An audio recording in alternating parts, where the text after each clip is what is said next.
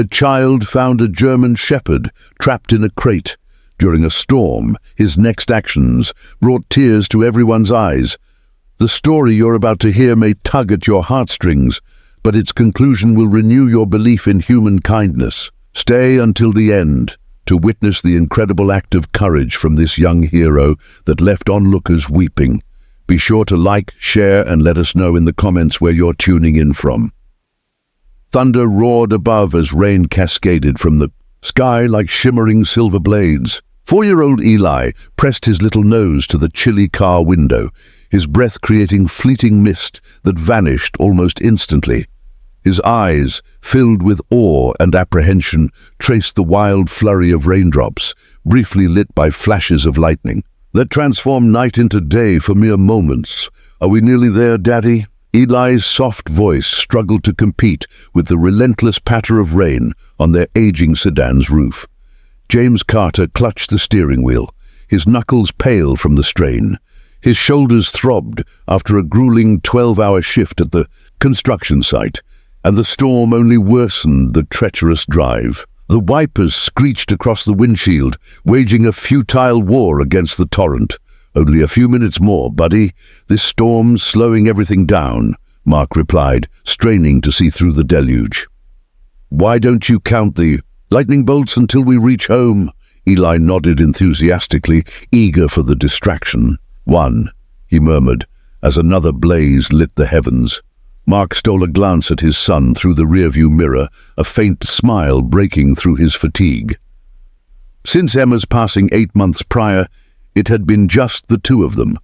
Some days.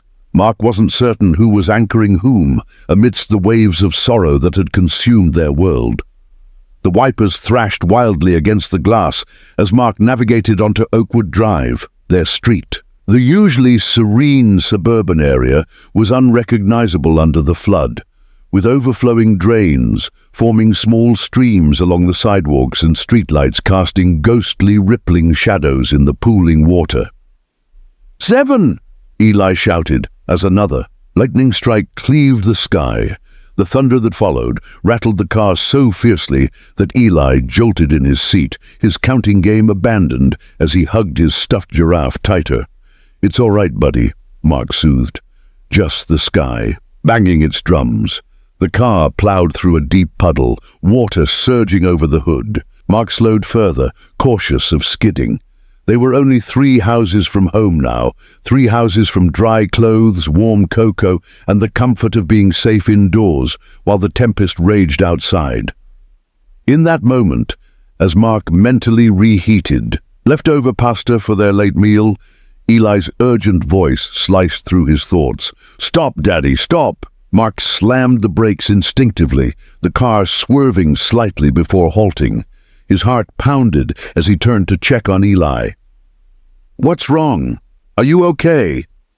But Eli's gaze was fixed outside his window, his small hand pressed against the glass, his eyes locked on something in the alley between 2 houses. "There's something out there," Eli whispered, his voice quivering. "In the water. Something's moving."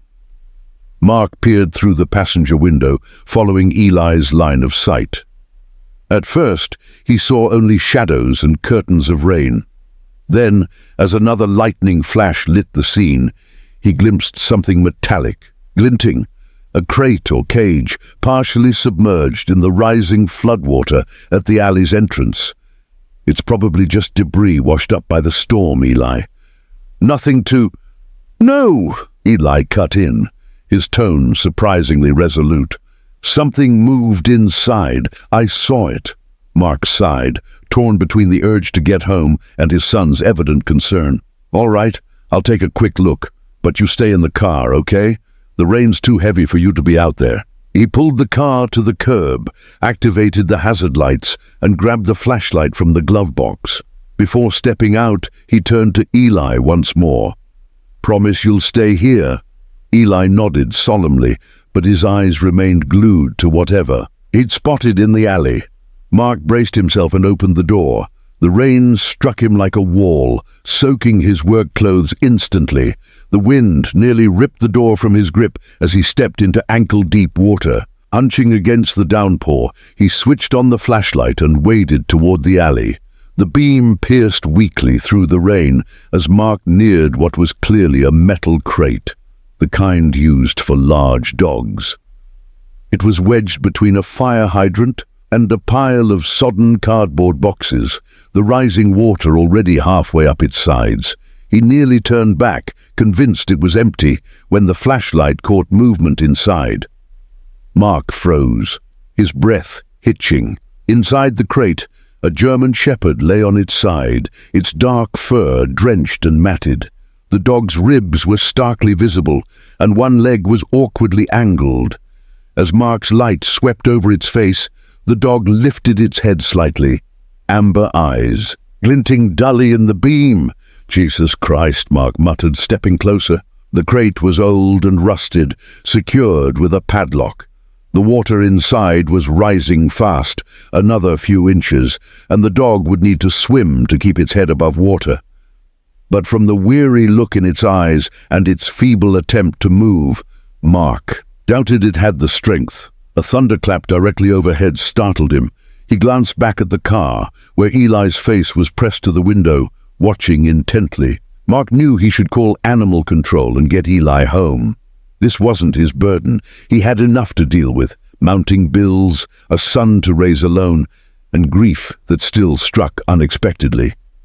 But as he turned to leave, the dog let out a whimper, a sound so steeped in hopeless despair that it pierced the storm's roar and struck Mark's heart. "Damn it," he whispered, turning back. The crate was heavier than it appeared, and the rushing water made it hard to grip. Mark tugged with all his might, dragging it a few inches toward higher ground, but the metal caught on something beneath the surface.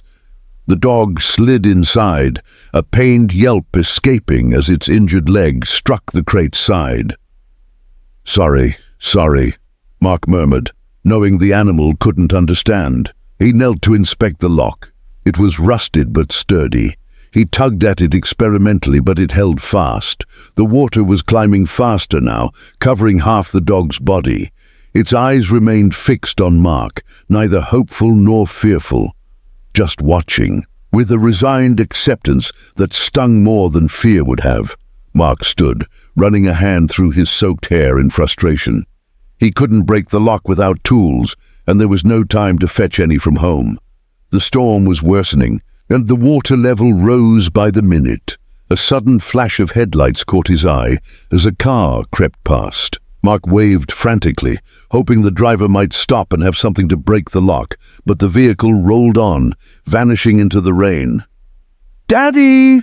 Mark's heart stopped as Eli's voice rang out behind him. He spun to find his son standing in the downpour, his dinosaur rain boots filling with water, his yellow raincoat barely shielding him from the torrent. "Eli, I told you to stay in the car!" Mark shouted over the rain, fear sharpening his tone, but Eli didn't waver. His eyes were fixed on the dog in the crate. "We have to help," he said simply, as if it were the only truth that mattered. Mark wanted to be furious, to march Eli back to the car's safety, but the look on his son's face stopped him. It was the same expression Emma wore when she'd set her mind to something, a quiet resolve that left no room for debate. "The lock's too tough, buddy," Mark explained, kneeling to Eli's level. "And the water's rising too fast." "I don't think we can." "We can," Eli interrupted, his small face etched with determination. He approached the crate slowly, seemingly unafraid of the large, bedraggled animal inside. "Eli, be careful," Mark warned, reaching to pull him back. That dog might be frightened, and scared animals can be dangerous, but Eli was already kneeling in the water, his face level with the crate. The German shepherd's eyes, nearly lifeless moments before, now locked onto the boy. "Hi," Eli whispered, his voice barely audible over the storm. "I'm Eli. We're going to help you." The dog's tail twitched faintly, the first voluntary movement Mark had seen. Eli reached a small hand through the bars, and before Mark could intervene, placed it gently on the dog's muzzle.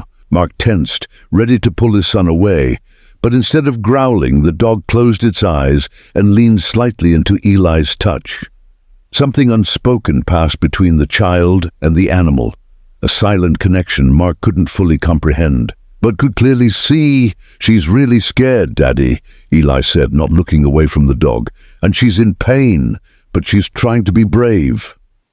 Mark swallowed hard, watching his son's tender interaction with the abandoned creature. In that moment, Eli looked so much like Emma, who always rescued strays, who couldn't stand to see any being suffer, that it made Mark's chest ache. "The lock, Daddy," Eli urged, snapping Mark from his thoughts. "We need to break it." The urgency in his son's voice jolted Mark back to the moment. The water had risen another inch in mere minutes. Soon it would engulf the dog entirely. "Right," Mark nodded, scanning desperately for something to use. His eyes landed on a loose brick in the alley's crumbling wall. He splashed over, pried it free, and returned to the crate. "Stand back, Eli," he instructed, positioning the brick above the padlock. Eli stepped aside, but kept one hand through the bars, still touching the dog's head. Mark swung the brick down with all his strength. The impact jolted his arm, but the lock held.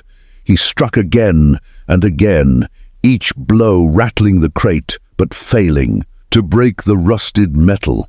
"It's not working," Mark panted, his arms burning from the effort. "Try again," Eli pleaded, his eyes wide with worry as the water reached the dog's neck.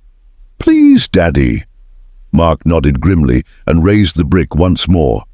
As he did, lightning flashed directly overhead, followed instantly by a deafening thunderclap. The sudden light and noise startled the dog, who surged upward with desperate energy, pushing against the crate door. In that same moment, Mark brought the brick down one final time.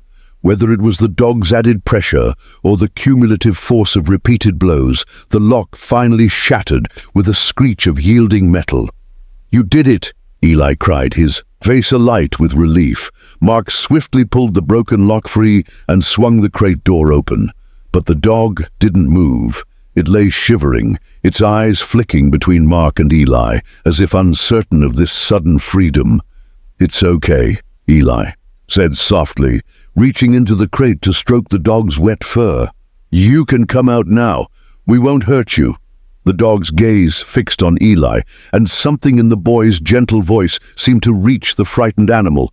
With visible effort, it tried to stand, but its legs shook violently before collapsing. Without hesitation, Mark reached into the crate and carefully slid his arms under the German Shepherd's body.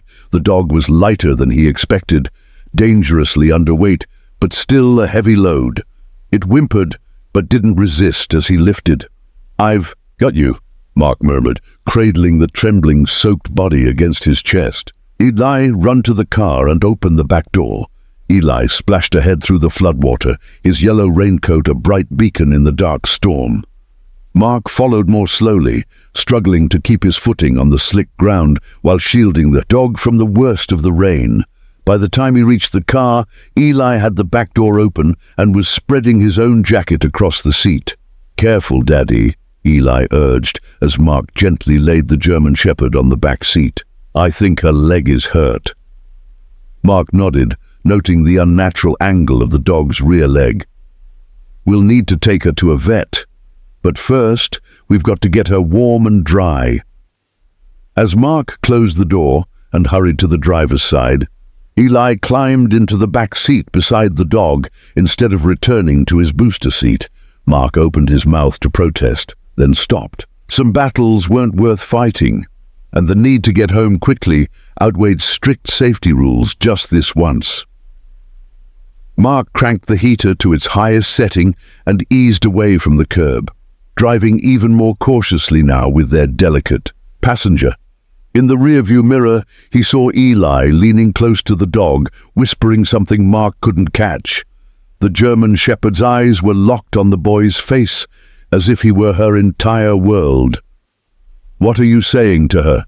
Mark asked softly. Eli looked up, his expression solemn in the dim light. "I told her about how we lost Mommy, but we're still okay. I said sometimes bad things happen, but then good things can happen too, like finding her."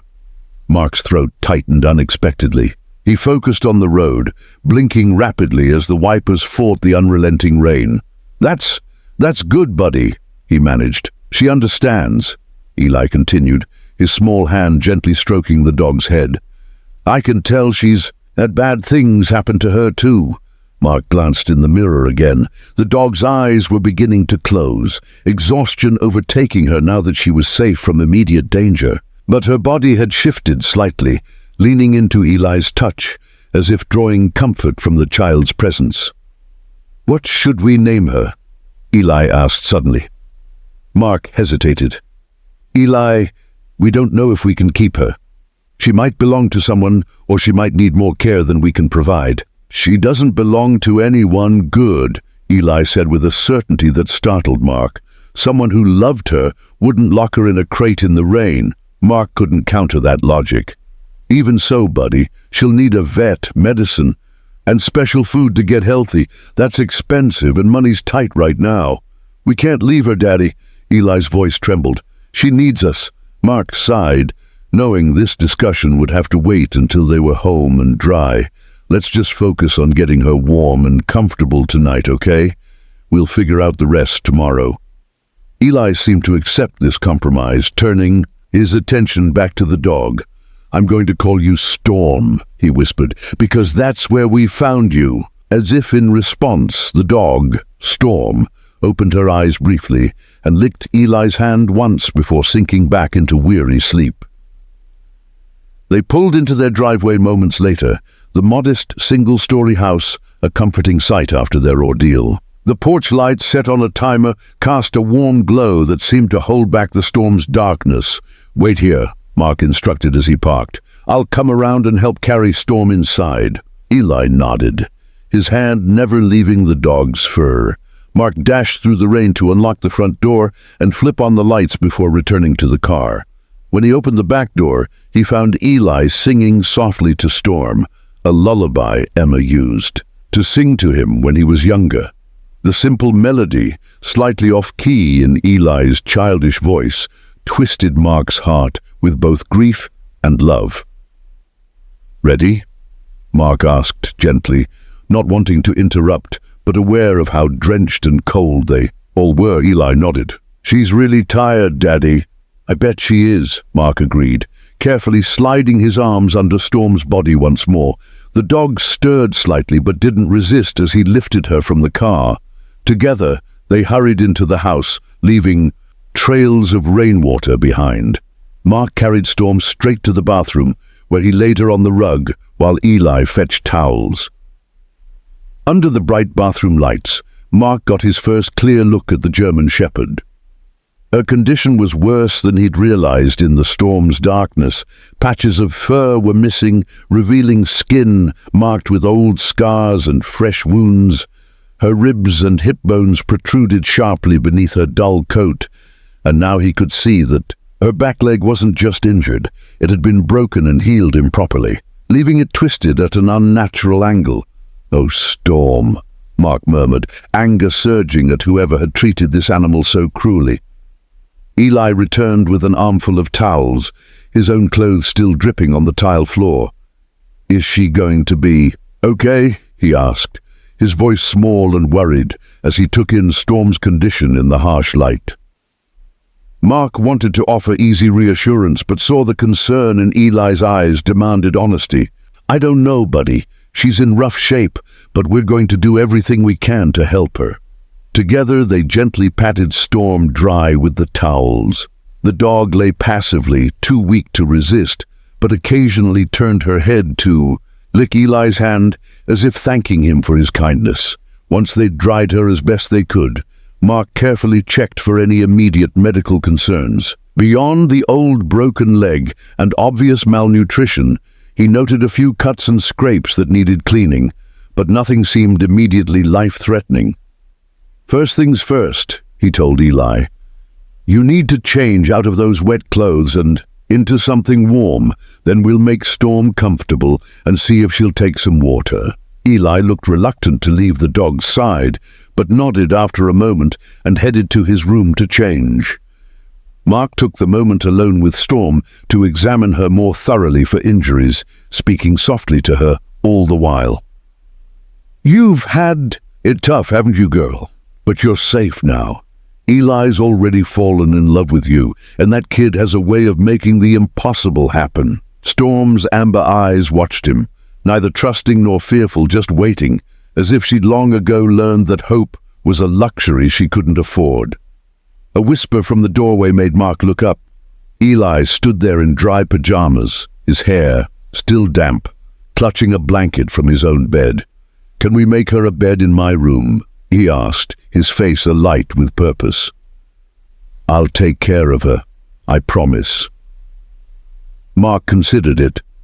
The practical choice would be to keep the dog in the bathroom or kitchen until they could get her to a vet and assess her health. But the pleading look in Eli's eyes, combined with the gentle way Storm had responded to him, made Mark reconsider.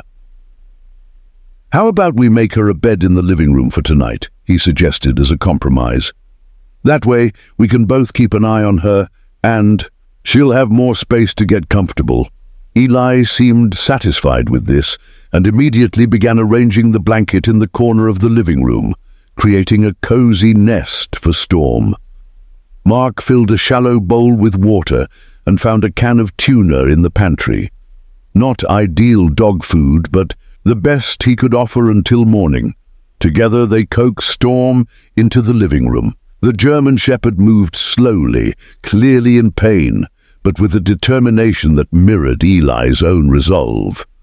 Mark was struck by the sight of Storm settling onto the blanket Eli had carefully arranged. Her gaze remained fixed on the boy as he gently placed the water bowl within her reach. "Take a sip, please," Eli urged softly, dipping his fingers into the water and brushing them against Storm's muzzle. To Mark's astonishment, the dog weakly lapped at the liquid, managing only a small amount before resting her head on her paws once more. The tuna Mark offered was less appealing. Storm sniffed it but turned away, perhaps too weary or not hungry. "Enough to eat. It's all right," Eli reassured her, gently stroking her still damp fur. "You can eat when you're ready." Mark glanced at the clock. It was just after 10:05 p.m., and the storm showed no signs of easing. The veterinarian's office wouldn't open until morning, and the emergency animal hospital was across town. Given Storm's frail condition and the hazardous weather, Mark decided it was safer to keep her comfortable overnight and seek professional care at first light. "Time for bed, Eli," he said kindly. "It's way past your bedtime, and we've all had a long night." Eli's expression fell. "But Storm needs me. What if she's frightened in a new place?" Mark paused, considering. "How about you sleep on the sofa tonight? That way you'll be close if she needs you." Eli's face lit up instantly. "Can I, really?" "Just for tonight," Mark cautioned, knowing he might be setting a precedent he'd later regret. "I'll grab your pillow and blankets." As Mark collected bedding from Eli's room, he paused by the photo on the nightstand. Emma cradling a 3-year-old Eli, both beaming at something beyond the frame. Mark's fingers brushed the picture's edge. "You'd have had us out in that storm in half the time," he whispered to his late wife's image, "and you'd already be figuring out how to keep this dog." He could almost hear her voice. "Some things come into our lives for a purpose, Mark." Returning to the living room, Mark found Eli lying on the floor beside Storm's makeshift bed, his small hand resting on her side, rising and falling with her breaths. The German Shepherd's eyes were closed, but as Mark watched, her tail gave the faintest twitch. "Sofa, Eli," Mark reminded gently. "Storm needs room to rest." Eli reluctantly climbed onto the couch, but positioned himself to keep the dog in sight. "What if someone comes looking for her?" he asked as Mark tucked the blanket around him. "We'll handle that if it comes up," Mark replied, though he doubted anyone would search for a dog abandoned in such a storm. "I don't want to give her back," Eli whispered, his eyes growing heavy. "Not to someone who hurt her." Mark smoothed his son's damp hair. "I promise, Eli, no one will harm Storm again, not while we're here to protect her." Eli's eyes fluttered, shut, comforted by the assurance. Mark settled into the armchair across from them, planning to keep watch for a while. The rain continued to pound the windows, but inside, the room was filled with warmth and the soft rhythm of breathing. Eli's deep, childlike inhales and Storm's more labored exhales.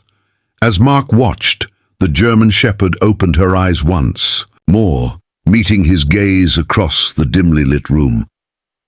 In that quiet moment, something passed between them. Perhaps a cautious agreement or the first fragile thread of trust. "Welcome to our home, Storm," Mark said softly. "For as long as you're with us." Storm blinked slowly, then closed her eyes again. For the first time since they'd found her, her body seemed to fully relax, the constant tension easing as she surrendered to sleep. Outside, the storm raged on, but within the walls of their modest home, a different kind of storm, one of chance. Kindness and unexpected bonds had already woven its magic, transforming 3 lives in ways they couldn't yet fathom. Mark jolted awake, his neck stiff from dozing in the armchair. Pale morning light seeped through the curtains, the storm having finally spent itself overnight. For a moment, he was disoriented, wondering why he wasn't in his bed. Then the previous night's events flooded back as his gaze fell on Eli, still asleep on the couch, one arm dangling toward the floor. Storm's makeshift bed was empty. Mark shot upright, his heart racing. Had the dog escaped somehow? Was she hiding, scared and in pain?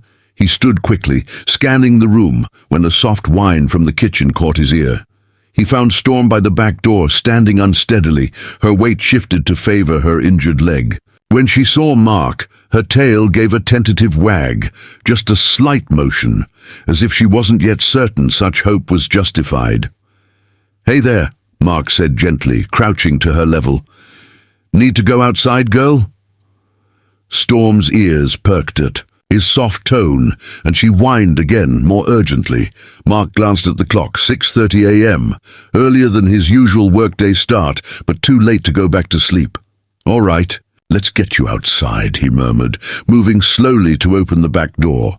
The small, fenced backyard was a wreck after the storm, branches strewn across the soaked grass, puddles mirroring the clearing sky, and Mark's half-hearted vegetable garden looking worse for wear. But the rain had stopped, and the air carried that crisp, clean scent unique to the aftermath of a heavy storm.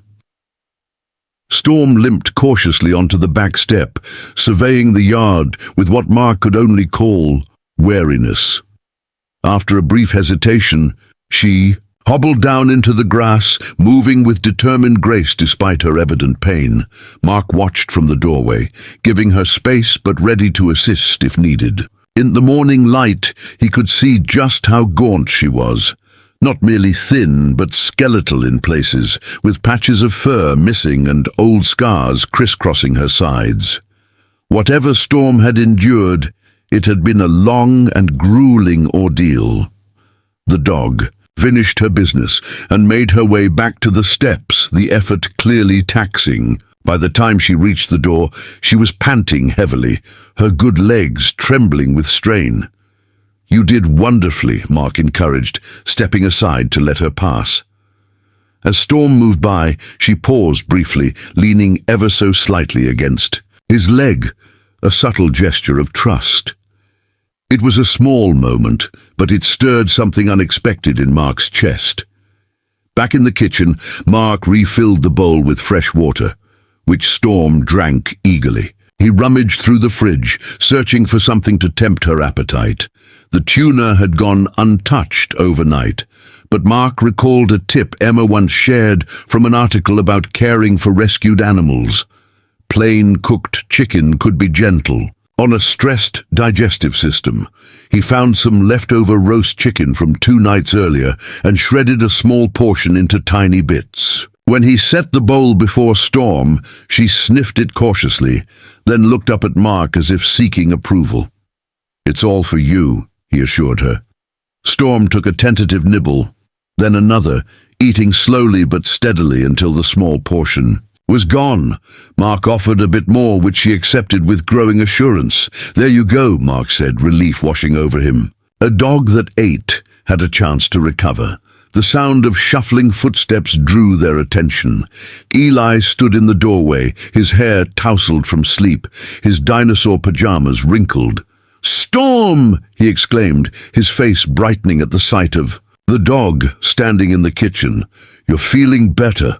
He rushed forward, and Mark instinctively tensed, unsure how the dog would react to sudden movement. But Storm's tail began to wag earnestly, the first real wag since they'd found her, and she turned toward Eli with what Mark could only describe as familiarity. Eli dropped to his knees beside her, wrapping his arms around her neck in a gentle embrace. "I knew you'd be okay," he whispered into her fur. Storm closed her eyes, leaning into the boy's hug with complete trust. The change was astonishing. The wary, broken creature from the night before, now responding to Eli as if he were a lifelong companion rather than a stranger she'd met mere hours ago. "She ate some chicken," Mark told Eli, unable to hide the smile in his voice. "That's good, right?" Eli looked up, his eyes full of hope. "Very good," Mark confirmed, "but she still needs a vet. That leg isn't right, and she might have other issues we can't see." Eli's expression grew serious. "Can we take her today?" Mark glanced at the clock, mentally juggling his schedule. He was due at the construction site by 8:00, and the team was already short-staffed with 2 workers out sick. Missing a day meant losing pay they couldn't afford, especially with potential vet bills looming. "I have work today, buddy," he said reluctantly, "but I'll call around and see if we can get Storm in tomorrow." Eli's face fell. "But what if she gets worse? What if her leg hurts too much?" Mark ran a hand through his hair, caught between duty to his job and the pleading in his son's eyes. Before he could respond, his phone rang. He pulled it from his pocket, surprised to see his boss's number so early. "Morning, Tom," he answered, bracing for excuses about possibly being late. "Mark, don't bother coming in today." Tom's gruff voice crackled through. "The storm flooded the site bad. We're shut down until the drainage crew clears it, probably tomorrow at the earliest." Relief and disappointment twisted in Mark's chest. Relief that the choice was made for him, disappointment at the lost wages. "Understood. Let me know when we're back on." As he hung up, he found Eli watching him expectantly, having overheard enough to grasp the call's meaning. "Looks like I'm not working today after all," Mark told him. "So yes, we can take Storm to the vet." Eli's face broke into a wide grin. "Yes, did you hear that, Storm? You're going to get your leg fixed." Storm, as if sensing the excitement in Eli's voice, wagged her tail again, looking between father and son with increasingly alert eyes. The veterinary clinic opened at 9, and after a quick call explaining their situation, they secured an appointment for 10 Silus. That left time for breakfast and to figure out how to transport Storm safely. As Mark scrambled eggs at the stove, Eli sat on the kitchen floor beside Storm, describing the vet's office in vivid detail. How there might be other dogs, but she shouldn't be afraid, because the doctor was kind and would help her leg feel better. "And maybe we can get you a toy," Eli was saying, as Mark set a plate of eggs and toast on the table. "All dogs need toys, right, Dad?" Mark smiled at his son's enthusiasm. "Food first, buddy. Then we'll figure out getting Storm to the car. That's the tricky part." Eli looked thoughtful as he climbed into his chair. "Maybe we could make a stretcher, like they use for people hurt while hiking." Mark raised his eyebrows, impressed by the idea. "That's actually a smart suggestion. We might have something in the garage we can use." After breakfast, Mark rummaged through the garage while Eli stayed with Storm. He found an old tarp that, when folded, would be sturdy enough to support the dog's weight. He also uncovered a dusty pet carrier in a corner, a relic from when Emma rescued a pregnant stray cat years ago. The carrier was too small for Storm, but finding it felt like a small sign. Back inside, he laid the folded tarp near Storm. "Okay, girl, we're going to slide you onto this to carry you to the car without hurting your leg." Storm eyed the tarp warily, her body tensing. Eli, sensing her unease, lay down beside the makeshift stretcher. "See, it's okay," he said, patting the tarp. "It's just to help you." Mark watched in amazement as Storm visibly relaxed at Eli's reassurance. With gentle coaxing from the boy, she allowed them to slide her onto the tarp, whimpering only once when her injured leg shifted.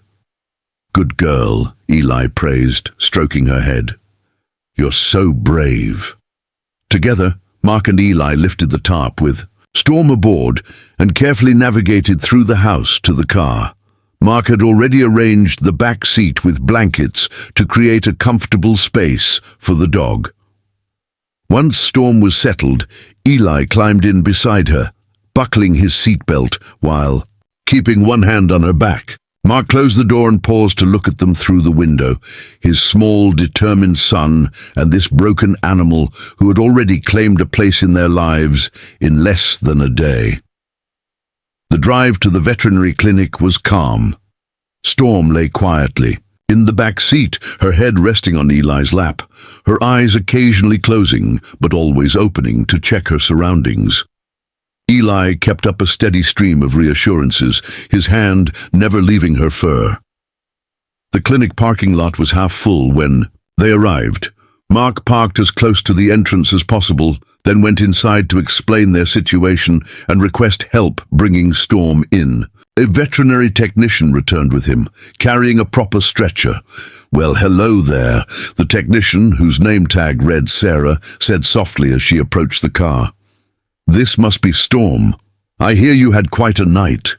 Eli nodded, solemnly. "We found her in a cage in the flood. She was almost drowning." Sarah's eyes widened slightly as she took in Storm's condition. "You poor thing," she murmured, her professional composure briefly giving way to genuine concern. "Let's get you inside and have Dr. Sharma take a look." With Sarah's help, they transferred Storm onto the proper stretcher and carried her into the clinic. The waiting room held a few other pet owners, an elderly man with a cat carrier, a young couple with a small dog wearing a cone, and a woman with a parrot in a cage. All eyes turned to Storm as they entered, and Mark saw a mix of surprise and sympathy on the other clients' faces. Sarah led them straight to an examination room, bypassing the usual weigh-in. "Dr. Sharma will be with you shortly," she assured them, helping transfer Storm onto the padded examination table. "Try to keep her calm and still if you can." Eli immediately moved to Storm's head, stroking her ears and speaking to her in a low, soothing voice. Mark stood on her other side, one hand gently resting on her back, feeling the rapid rise and fall of her breathing. "You're doing so well," Mark told her, surprised at how natural it felt to speak to her as if she understood. A few minutes later, the door opened and Dr. Sharma entered, a woman in her 40s with warm eyes and a calm presence. She greeted them with a kind smile, then turned her attention to Storm. "So, this is our flood survivor," she said, approaching slowly and letting Storm sniff her hand before beginning her examination. "Sarah filled me in on what you told. Found her in a cage in rising water, correct?" Mark nodded. "Last night, during the worst of the storm, she was already in bad shape. The cage was locked, and she would have drowned if we hadn't gotten her out." Dr. Sharma's expression darkened briefly. "Unfortunately, we see this kind of thing more often than you'd expect. People abandoning animals during disasters, or using the chaos to get rid of pets they no longer want." She began a thorough examination, speaking softly to Storm throughout and explaining her actions to Eli, who watched with intense focus. She checked Storm's eyes, ears, and mouth, felt along her ribs and spine, and gently probed the misshapen leg. "Has she eaten anything since you found her?" Dr. Sharma asked. "A little chicken this morning," Mark replied. "She seemed hungry but cautious." Dr. Sharma nodded. "That's a positive sign. She's severely malnourished, as you can see. Likely hasn't had regular meals in weeks, possibly months. And she has numerous old injuries, besides the obvious leg issue." She continued her examination, and Storm remained remarkably cooperative, flinching only when the doctor touched particularly sensitive areas. The leg was broken at some point and healed without proper setting, Dr. Sharma explained, her fingers gently probing the deformed joint. It's an old injury, at least several months. She's adapted to it remarkably well, but it causes her constant pain and limits her mobility. Can it be fixed? Eli asked, his voice small but resolute. Dr. Sharma looked at him with gentle honesty. It would require surgery, and then she might always have some impairment, but we could significantly improve her quality of life. She straightened and continued. She also has heartworm, which isn't uncommon in neglected dogs, but will need treatment. There are several healing wounds that appear consistent with dog fighting. Either she was used as a bait dog or was in fights herself. Mark felt a wave of nausea at the thought of what Storm must have endured. But she's so gentle, he protested. Especially with Eli, she hasn't shown any aggression at all. German Shepherds are remarkably resilient and adaptable, Dr. Sharma said. Despite what she's been through, she seems to have retained a good temperament. That speaks to her inherent nature and possibly some positive early socialization before whatever hardships she faced.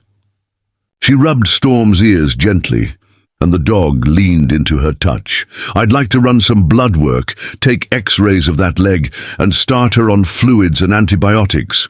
We should also scan for a microchip, though I'm not optimistic we'll find one. Mark nodded, trying not to dwell on the potential costs. Whatever she needs, he said, aware he was making a commitment he wasn't certain he could keep. Dr. Sharma seemed to sense his concern. We have programs that might help with the expenses, she said quietly. Rescue cases like this can qualify for assistance funds. Let's assess her needs first, and then we can discuss options. She made a few notes on her tablet, then looked up with a more serious expression. Legally, we must report found animals to County Animal Services. If someone is looking for her, they have a certain period to claim her. Eli's head snapped up, his eyes wide with alarm. No, they hurt her! We can't give her back! Dr. Sharma crouched to Eli's level. I understand your worry, and believe me, I share it. Her condition strongly suggests neglect or abuse. I'll document everything thoroughly, which would make it very difficult for anyone who mistreated her to reclaim her. But we still have to follow the process. She stood and addressed Mark. It's honestly unlikely anyone will come forward. Most people who abandon animals this way don't try to find them again. After the holding period, you'd have the first option to adopt her officially. How long is the holding period? Mark asked. Typically 10 days, Dr. Sharma replied. During that time, she can receive medical care and begin recovery. 10 days felt both too long and too short. Too long to wait in uncertainty, not long enough for Storm to heal before decisions about her future had to be made. In the meantime, Dr. Sharma continued, she needs a safe place to recover once we've addressed her immediate medical needs. The shelter is currently overcrowded due to animals displaced by the storm. Would you be willing to foster her temporarily? Yes, Eli exclaimed before Mark could respond. She can stay in my room. I'll take care of her. Mark met Dr. Sharma's questioning gaze over Eli's head. The sensible answer was no. They weren't equipped for a special needs dog. Their budget was already strained, and their small house barely had space for the two of them, let alone a large German Shepherd. But then he looked at Storm, who was watching Eli with that same look of recognition and trust she'd shown that morning, and he thought of how Eli's compassion had already transformed her in just one night. Eli had rested beside her, instinctively, knowing how to soothe her fears. His smile, brighter in the past 12 hours than in months, warmed Mark's heart. Yes, Mark found himself saying, we'll foster her during her recovery. The joy and relief on Eli's face instantly erased any lingering doubts. Dr. Sharma's warm smile mirrored their excitement. Wonderful. We'll need to keep her today for tests and treatment. But if she responds well, she could go home with you tomorrow. In the meantime, Sarah will provide you with care instructions for a recovering dog, and we'll discuss medications and follow-up visits. As Dr. Sharma prepared to take Storm for x-rays and treatment, Eli leaned close to the dog's ear. "We'll be here for you," he whispered. "You're coming home with us tomorrow, I swear." Storm's tail gave a faint thump against the exam table, a small sign of faith in a world that had offered her little reason to believe. As they reluctantly left her with the clinic staff, Mark silently echoed Eli's promise. Whatever lay ahead, Storm would never again be left alone in a crate, abandoned to the rising tides of neglect and cruelty. For however long they had her, 10 days or a lifetime, she was part of their family now. Would you stand by Storm through her recovery, or would the burden be too great? Share your thoughts in the comments. The waiting was the toughest part. After leaving Storm at the veterinary clinic, Mark and Eli drifted through the rest of the day in an odd state of suspension. They stopped at a pet store on the way home, where Eli meticulously chose a soft dog bed, 2 food bowls adorned with paw prints, and a plush stuffed duck that squeaked when pressed. Mark added practical items to the cart, a bag of high-quality dog food designed for recovering animals, a collar and leash, and various cleaning supplies they'd likely need. The total at checkout made him flinch, but he swiped his credit card. Without protest, he'd sort out the finances somehow, one step at a time. At home, Eli insisted on setting up Storm's new bed in the corner of his bedroom, arranging it carefully with an extra blanket, and the stuffed duck placed precisely in the center. "Will she like it?" Eli asked, eyeing his work with nervous anticipation. "She'll adore it," Mark reassured him, though he wondered privately if Storm would feel secure enough to sleep in a bedroom. Based on Dr. Sharma's insights about her past, the dog might prefer open spaces until she felt safer. They shared a quiet lunch, each lost in their thoughts. Afterward, Eli vanished into his room and returned with a piece of construction paper covered in vibrant crayon sketches. "It's for Storm," he explained, showing Mark. "A welcome home card. Can Dr. Sharma put it where Storm can see it so she knows we're coming back?" Mark's throat tightened. "That's a brilliant idea, buddy. We can call the clinic and ask." When they phoned for an update, they learned Storm had been sedated for x-rays and was receiving IV fluids. The tests confirmed Dr. Sharma's initial findings: severe malnutrition, heartworm infestation, and a poorly healed fracture that would eventually need surgical repair. However, the immediate priorities were treating dehydration and preventing infection in her numerous wounds. "She's stable and resting comfortably," the technician assured them. "Dr. Sharma says she's responding well to treatment so far." Eli insisted on speaking to the technician about his card, explaining with grave sincerity why it was vital for Storm to see it. The woman on the line promised to place it where Storm could view it when she awoke. The afternoon dragged on endlessly. Mark tackled neglected household chores, while Eli alternated between playing half-heartedly with his toys and asking every 15 minutes if it was time to call the clinic again. By early evening, Mark began to regret not arranging to pick Storm up that day, despite understanding the medical necessity of her overnight stay. The house felt strangely hollow without her, even though she'd been part of their lives for less than a day. At bedtime, Eli was uncharacteristically quiet. "What if she's scared there all alone?" he asked as Mark tucked him in. "What if she thinks we've abandoned her forever?" "Storm knows we're coming back," Mark said, hoping it was true. "Dr. Sharma and the staff are taking great care of her, and she has your card to remind her." Eli nodded, but his eyes remained troubled. "When Mom died, did she know we wanted her to stay if she could?" The question caught Mark off guard, the sudden shift to Emma stealing his breath.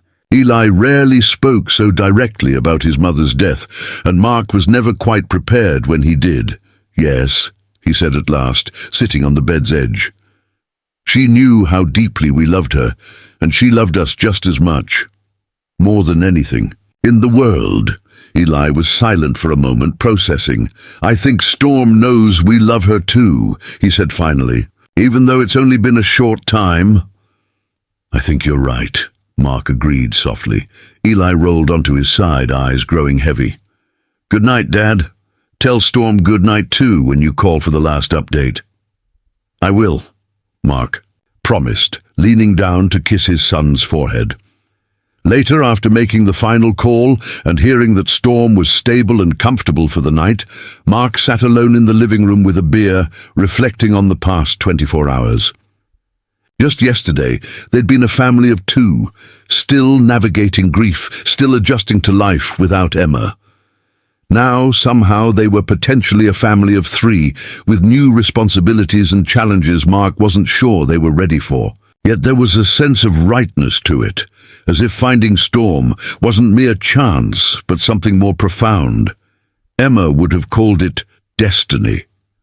Mark wasn't sure what he believed, but he couldn't deny that Eli had seemed more himself today than in months, focused, purposeful, and truly engaged with the world. Whatever uncertainties lay ahead, Mark couldn't regret the choices that had brought them here.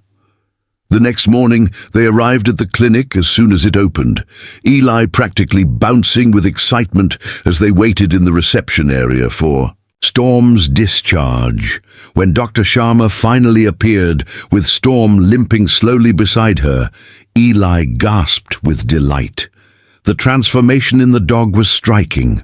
Though still painfully thin, her coat had been cleaned and brushed until it shone. Her worst wounds were cleaned and bandaged, and an IV catheter remained taped to one leg. But the most remarkable change was in her demeanor.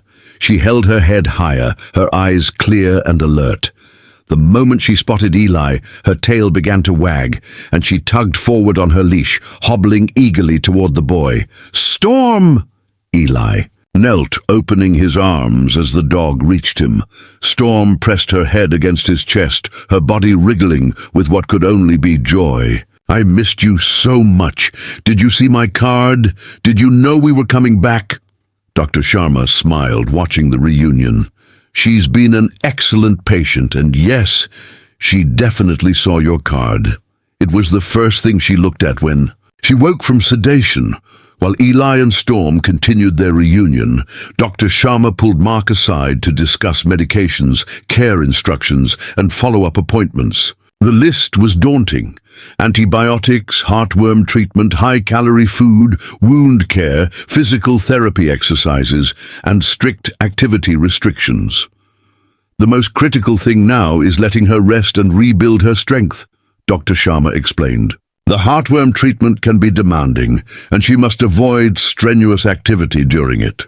Mark nodded, feeling slightly overwhelmed but resolute to follow the regimen precisely. Dr. Sharma must have noticed his expression as she placed a reassuring hand on his arm. "I know it's a lot, but I believe you can handle it. And for what it's worth, I've rarely seen a dog bond so quickly with someone as Storm has with your son. That kind of connection can be powerful medicine. With paperwork completed and a bag of medications and supplies in hand, they were ready to take Storm home. The day was sunny and mild, the storm's aftermath still visible in fallen branches and debris, but the world seemed brighter than the day before. Storm hesitated at the clinic door, looking up at Mark uncertainly. He crouched beside her, speaking in the same gentle tone he'd used the night they found her. "Ready to go home, girl?" Her tail wagged once, and she leaned against his leg in that subtle gesture of trust she'd shown before. Together, the three of them walked to the car, Storm moving slowly but steadily between Mark and Eli, as if she'd always belonged there. The next few days established a new routine in the Wilson household. Storm slept in Eli's room, not on the carefully prepared dog bed, but on the floor beside his bed, close enough for Eli to reach down and touch her if he woke in the night. Each morning, Mark found them already awake, Eli sitting on the floor with Storm while he read to her from his favorite books. Administering medications was surprisingly simple. Storm accepted pills hidden in bits of cheese with dignified patience, as if she understood they were aiding her recovery. The prescribed physical therapy exercises, gentle stretches and controlled movements to improve her mobility, she endured with quiet resilience, though Mark could tell they sometimes caused discomfort. By the fourth day, Storm had claimed a spot on the living room couch, a corner where she could see both the front door and the hallway to Eli's room. She'd lie there for hours, observing the household with keen interest, her head lifting whenever Eli entered. On the fifth day, when Mark returned from dropping Eli at school, he found Storm standing at the window, watching for them. Her tail began to wag as his car pulled into the driveway, and she greeted him at the door with what Mark interpreted as concern. "It's okay," he told her, kneeling to rub her ears. "Eli's just at school. He'll be back this afternoon." Storm tilted her head as if pondering this, then returned to her couch spot, but her eyes stayed fixed on the front door. When the school bus dropped Eli off hours later, Storm was waiting, her body quivering with barely contained excitement. Eli burst through the door, dropping his backpack to wrap his arms around the dog's neck. "I missed you too," he laughed, as Storm licked his face. "Did you have a good day with Dad? Were you a good girl?" Mark, watching from the kitchen doorway, was struck by how natural it felt, as if Storm had always been there, waiting for Eli to return from school, as if she'd been part of their family forever instead of less than a week. That night, as Mark tucked Eli in, his son looked up with serious eyes. "Dad, what happens after the 10 days? Mark didn't feign misunderstanding. Dr. Sharma had explained the legally required holding period. If no one claims her, and Dr. Sharma thinks that's very unlikely, then we can decide if we want to adopt her permanently." "If," Eli repeated, his voice small. "Don't you want to keep her?" Mark sat on the bed's edge, choosing his words carefully. "I think Storm is amazing, and I see how much you love each other. But adopting a dog is a big responsibility, especially one with special needs like Storm. There's the cost of her surgery, ongoing medical care, training, food. It's a lot to take on. I'll help," Eli promised instantly. "I'll feed her, walk her, do everything she needs. I can even use my allowance to buy her food." Mark smiled at his son's sincerity. "I know you would, buddy, and that's important. But the ultimate responsibility is mine, and I need to ensure we can provide everything Storm needs for the long term." Eli's face fell, and Mark quickly added, "I'm not saying no.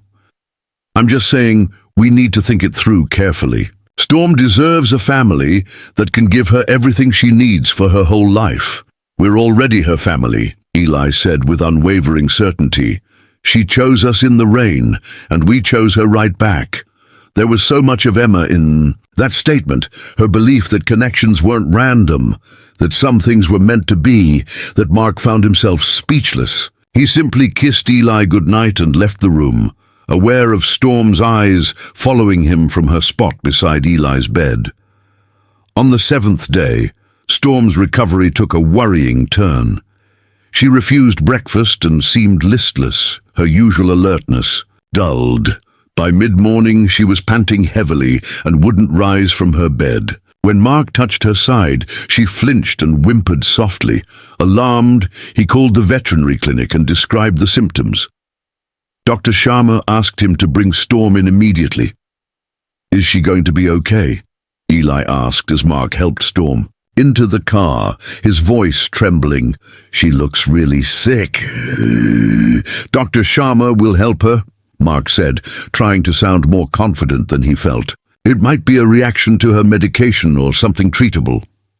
At the clinic, Dr. Sharma examined Storm and ordered tests. As they waited for results, Eli sat on the floor beside Storm's stretcher, holding her paw and whispering reassurances. Mark paced the small exam room, trying to hide his anxiety. When Dr. Sharma returned, her expression was serious. Storm has developed an infection, likely from one of her deeper wounds. Her blood work shows she's fighting it hard, but her system is still weakened from everything she's been through. What does that mean? Mark asked, his mouth dry. Will she be all right? Dr. Sharma glanced from Mark to Eli, whose eyes were wide with fear. She needs aggressive antibiotic treatment and close monitoring. I'd like to keep her overnight. Eli's grip on Storm's paw tightened. No! She gets scared here alone. She needs to be with us. Dr. Sharma knelt to Eli's level. I understand how you feel, but Storm is very sick. She needs special medicine we can only give her here, and we need to monitor her closely. Tears welled in Eli's eyes. But what if she thinks we're leaving her again? What if she gives up? The question hung in the air, heartbreaking in its simplicity. Dr. Sharma considered it with the gravity it deserved. What if, she said slowly, we find a compromise. Storm needs to stay here for IV antibiotics and monitoring, but maybe you could stay with her for a while so she knows she's not alone. Eli looked up hopefully. Could I? Could we stay here with her? Dr. Sharma glanced at Mark, who nodded. I think we could arrange that. Not all night, of course, but for a few hours at least. So they settled in for a vigil beside Storm's hospital bed in the clinic's treatment area. The staff brought chairs and even a small TV to pass the time. Eli sat beside Storm, reading her stories from a book he'd brought, while Mark alternated between watching them and stepping outside to make necessary calls, to Eli's school about his absence, to his boss requesting another day off. As evening approached, Storm seemed slightly better. Her fever had dropped a bit, and she was taking small sips of water, but Dr. Sharma was clear that she wasn't out of danger yet. You should go home and rest, she told Mark and Eli gently. We'll call immediately if there's any change, and you can return first thing in the morning. Eli was reluctant to leave, but Storm had fallen into a fitful sleep, and even his stubborn resolve was waning as exhaustion set in. Before they left, he carefully placed his stuffed giraffe, his most treasured possession, next to Storm's. Ed, this is Mr. Patches, he told the sleeping dog. He keeps bad dreams away. He'll stay with you tonight so you won't be alone, and we'll be back as soon as they let us tomorrow. Mark turned away to hide the sudden tears in his eyes. That night was the longest of Mark's life, rivaled only by the night Emma died. Eli, despite his exhaustion, fought sleep, afraid to miss a call about Storm. It was past midnight before he finally gave in, curled up in bed with one hand clutching his walkie-talkie like a lifeline. Mark sat in the hallway outside Eli's room, phone in hand, waiting for it to ring with news, good or bad. It wasn't just Storm's health that worried him now, but what losing her would do to Eli. In just over a week, the dog had become so integral to their lives, so essential to Eli's happiness, that her loss would be crushing. Sometime in the early hours, Mark must have dozed off because he jolted awake to his phone ringing. Heart pounding, he answered before the second ring. Mr. Wilson, Dr. Sharma's voice came through. I'm sorry to call so early. Mark closed his eyes, bracing for the worst. How's Storm? There was a pause, then, she's turned a corner.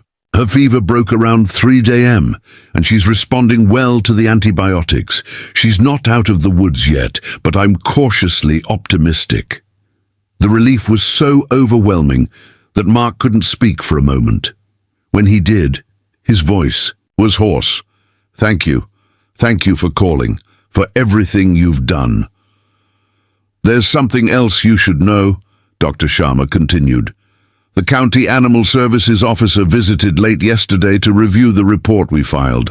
About Storm, given her condition and how you found her, they've waived the remainder of the holding period. She's officially available for adoption now, if you're still interested. Mark looked at Eli's door, picturing his son sleeping just beyond, unaware that their lives had shifted again in the night. Yes, he said with quiet certainty. "We're definitely still interested." When Eli woke hours later, the first word from his mouth was storm. His eyes were fearful, braced for bad news. "She's better," Mark told him, sitting on the bed's edge. "Dr. Sharma called. Storm's fever broke overnight, and she's responding to treatment." Eli's face lit up with joy. "I knew Mr. Patches would help. Can we go see her now?" "In a little while, yes. And Eli, there's something else. The animal services people have waived the rest of the waiting period. If we want to, if we're sure, we can make Storm officially ours." "Really?" Eli sat bolt upright, eyes wide. "You mean forever? She can stay with us forever?" Mark nodded, smiling at his son's excitement. "Forever, if that's what you want." "It's what I want more than anything." Eli scrambled, out of bed, already grabbing clothes. "It's what Storm wants too. I know it is. Does this mean we're her real family now?" "Yes," Mark said, watching his son's joyful rush with a full heart. "We're her real family now." They arrived at the clinic as soon as visiting hours began, Eli practically sprinting through the doors in his eagerness to see Storm. The staff led them to the treatment area, where Storm rested in a hospital kennel, IV lines still attached to her leg. The moment she saw them, she struggled to her feet, her tail wagging weakly but determinedly. "Storm!" Eli rushed to the kennel, dropping to his knees to peer inside. "We came back just like I promised, and guess what? You get to come home with us forever now. We'll be your family." Storm's tail wagged more vigorously, and she nudged her nose against the kennel door, straining to reach Eli. A technician opened the gate, and Storm immediately shuffled forward, leaning into Eli, her head resting against his chest. "She's clearly feeling stronger," Dr. Sharma noted, approaching them. "Her blood work this morning indicates the infection is responding to treatment. If she keeps improving at this pace, she could go home tomorrow, and you can officially adopt her." Mark asked, "You mentioned the holding period was waived?" "Doctor?" Sharma nodded. The animal control officer was deeply touched by her situation and the obvious bond she's formed with your family. He agreed that returning her to her previous circumstances, even if someone claimed her, wouldn't be in her best interest. "No one's going to claim her anyway," Eli declared with conviction, his arms wrapped around Storm's neck. "They didn't care for her, but we do. We love her more than anything." Dr. Sharma smiled at his certainty. "Well, she certainly seems to love you too. In fact, she was restless all morning until the technician gave her your stuffed animal to sniff, and then she calmed down." Eli grinned at this proof of Storm's attachment. "See, Dad? She knows we're her family. She's known it from the start." Watching them together, his son and this once shattered dog, who had found each other in the unlikeliest of moments, Mark had to agree. Some bonds were simply destined. What do you think Storm endured before Mark and Eli rescued her? Share your thoughts in the comments below. That evening, Mark finalized the adoption paperwork while Eli sat on the clinic's waiting room floor, describing to Storm in vivid detail all the adventures they'd share once she was well: strolls in the park, beach outings, and fetch games. In the backyard, Storm listened attentively, her head resting on Eli's knee, her gaze fixed on his lively face. "And you'll have your own cozy spot on the couch," Eli continued as Mark signed the final form. "And maybe, when you're fully healed, you can sleep on my bed instead of beside it." Dr. Sharma collected the paperwork with a smile. "Congratulations, Mr. Wilson. You're now officially Storm's family." The word family echoed in Mark's heart. For so long, it had been just him and Eli, their family forever changed by Emma's absence. Now, unexpectedly, it was growing again. "When can we bring her home?" he asked. "I'd like to monitor her one more night," Dr. Sharma replied. "If her blood work looks good tomorrow morning, you can pick her up before noon." Eli's face fell at the thought of another night apart, but he quickly rallied. "That's okay. Mr. Patches will stay with her again, and tomorrow she comes home forever." The next morning, Eli was too excited to eat breakfast, constantly checking the clock, counting down the minutes until they could head to the clinic. Mark suggested they use the time to prepare for Storm's return. Together, they set up a proper feeding station in the kitchen with Storm's new bowls, organized her medications on a high shelf out of reach but accessible to Mark, and ensured her bed in Eli's room was extra cozy with a fresh blanket. By the time they finished, it was finally time to leave. Eli practically leaped to the car, bouncing in his seat the entire drive. At the clinic, Storm awaited them in an exam room rather than the hospital kennel. She looked remarkably improved, her eyes bright and alert, her tail wagging steadily as they entered. The IV was gone, though a shaved patch and bandage on her leg remained as a reminder of her ordeal. Dr. Sharma reviewed discharge instructions, including a follow-up appointment schedule and detailed medication guidelines. The infection is under control, but we must ensure it doesn't return. She'll need antibiotics for another 10 days and limited activity for at least 2 weeks. Mark nodded, mentally cataloguing the instructions. Eli, meanwhile, knelt beside Storm, who leaned against him with evident contentment. And her leg? Mark asked, noting how Storm held the injured limb slightly off the ground, even while standing. You mentioned surgery earlier. Yes. Once she's fully recovered from the infection and regained strength, we should explore surgical options, Dr. Sharma confirmed. The break healed improperly, and while she's adapted well, it causes chronic pain and restricts her mobility if not addressed.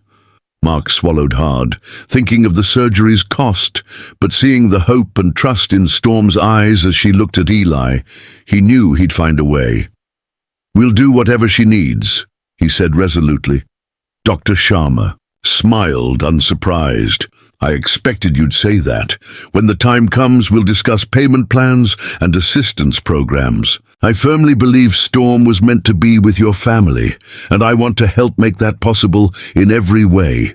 With the final instructions provided and a bag of medications in hand, they were ready to bring Storm home, not as a foster, but as a permanent family member. Eli proudly fastened the new collar they'd bought, complete with a tag engraved with Storm Wilson and their phone number. There, he said with satisfaction. Now everyone will know you're ours. The drive home was serene, with Storm sitting calmly beside Eli, occasionally licking his hand as if confirming he was truly there. As they pulled into the driveway, Mark was struck by how different it felt compared to their first trip home with Storm. The fear and uncertainty had given way to a sense of rightness and wholeness. The following week blurred with recovery, both. Storm's physical healing and the family's emotional adjustment to their new reality. Mark reshuffled his work schedule to stay home more, taking on a flexible carpentry project in his garage workshop. Eli embraced his role as Storm's primary caretaker, diligently following a schedule he'd created for feeding, short walks, medication, and what he called snuggle therapy. Storm flourished under their care. Her coat began to fill in, covering the bare patches that had marred her body. The sharpness of her ribs softened as proper nutrition took effect. Even her eyes transformed, the exhaustion giving way to a bright, engaged intelligence that sometimes seemed almost human. But the most profound change was in Eli, the quiet, withdrawn boy who had drifted through life in a haze since his mother's death was gone, replaced by a child who greeted each day with eagerness and purpose. His nightmares, once frequent, became rare. His teacher called Mark to praise Eli's improved focus and participation in class. "Whatever you're doing differently," she said, "it's working wonders." Mark knew the difference was simply loving Storm and letting her love them. Back at 2 weeks after Storm officially became a Wilson, they celebrated with a small gathering. Eli invited his 2 best friends from school, and Mark asked Tom and a few co-workers from the construction crew to drop by. Dr. Sharma and Sarah from the vet clinic also attended, bringing a basket of dog treats and toys that sent Storm's tail wagging with excitement. Though still on restricted activity, Storm was much stronger, greeting each guest with dignified warmth, accepting pats and admiration with what Mark could only call gracious composure. She stayed close to Eli throughout, watching over him with devoted attentiveness. As Mark observed them, his son laughing with friends while Storm rested at his feet, he felt Emma's absence with a bittersweet intensity. She would have loved this, he thought. She would have adored Storm. As if sensing his mood, Storm looked up and met his eyes across the room. In that moment, Mark felt a bond with the dog that transcended the practical roles of pet and owner. Storm wasn't just Eli's companion, she was becoming Mark's too, a quiet witness to their grief and healing, a steady presence in their family's evolution into something new and complete. Later that night, after the guests had left and Eli was in bed, Mark sat on the back porch with a beer, savoring the cool evening air. He heard the soft click of Storm's nails on the deck as she joined him, settling at his feet with a contented sigh. "You're good for him," Mark said softly, reaching down to rub her ears. "For both of us, really." Storm leaned her head against his leg, and they sat in comfortable silence, watching the stars appear in the deepening sky. Life settled into a new rhythm. Storm's health continued to improve, and Dr. Sharma began planning a surgery date for her leg. The procedure would be costly, but with Mark's savings, a payment plan, and an unexpected discount for special cases from Dr. Sharma, it felt achievable. "It won't be a perfect fix," Dr. Sharma cautioned, during a checkup, "but it should significantly reduce her pain and enhance her mobility." "Will she be able to run and play like other dogs?" Eli asked anxiously. "Maybe not as fast or for as long," Dr. Sharma answered honestly, "but much better than now. She's young and otherwise healthy, which is in her favor." Eli nodded, absorbing this with the gravity he applied to all matters concerning Storm. "She's the bravest dog ever. She'll do great in surgery." The night before the scheduled procedure, Mark found Eli sitting on his bedroom floor with Storm, showing her pictures in a photo album. "This is my mom," Eli said, pointing to a photo of Emma. "She died and went to heaven, but she would have loved you so much. Dad says she always wanted a dog, but we lived in an apartment that didn't allow pets." Mark lingered in the doorway, his heart aching with a familiar bittersweet pang. "I think maybe she sent you to us," Eli continued, unaware of his father's presence, "because she knew we were sad and needed someone to love, and maybe you needed someone to love you too." Storm gazed at the photo, then at Eli, before gently licking his cheek, a gesture so tender it brought tears to Mark's eyes. He cleared his throat softly, and Eli looked up. "Bath time, buddy, and then early to bed. We need to leave for the clinic first thing tomorrow." "Okay," Eli agreed, closing the album. "I was just telling Storm about Mom, so she wouldn't be nervous about her surgery. I told her Mom is watching over her too, just like she watches over us." Mark turned away to hide his emotions. "That's a beautiful thought, Eli. I'm sure Storm appreciates it." Surgery day dawned clear and crisp. Storm seemed to sense something important was afoot, watching with keen alertness as they prepared to leave. She willingly entered the car, but pressed close to Eli in the back seat, her body taut with anticipation. At the clinic, Dr. Sharma greeted them personally, reviewing the procedure and reassuring them that while complex, she had performed it successfully many times. "We'll call you as soon as she's in recovery," she promised, as a technician prepared to take Storm to the surgical suite. "The procedure will take about 3 hours, and then she'll need to wake up slowly from anesthesia." Eli knelt to say goodbye, wrapping his arms around Storm's neck. "You'll be okay," he whispered fiercely. "The doctor will fix your leg so it doesn't hurt anymore, and when you wake up, we'll be right here waiting." Storm licked his face, and with surprising calm followed the technician through the swinging doors to the surgical area. Just before disappearing, she looked back at Eli and Mark, her gaze steady and trusting. The waiting was agonizing. Mark tried to distract Eli with breakfast at a nearby diner, followed by a bookstore visit where he let Eli choose 2 new dog-themed books. But Eli's thoughts remained fixed on Storm, his usual chatter replaced by anxious silence. "What if something goes wrong?" he finally asked as they returned to the clinic waiting room. "What if she doesn't wake up?" Mark put an arm around his son's shoulders.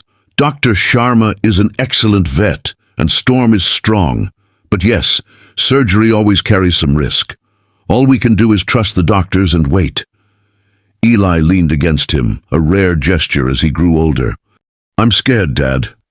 "Me too, buddy," Mark admitted. "But being scared is okay when you care about someone. It means they matter to you." They sat together in the waiting room, the minutes dragging. Other clients came and went.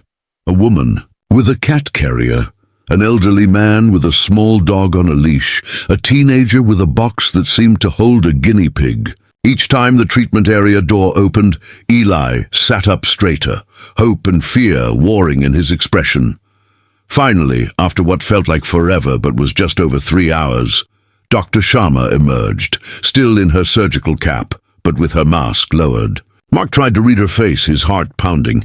"The surgery went well," she said, and Mark felt Eli slump with relief beside him.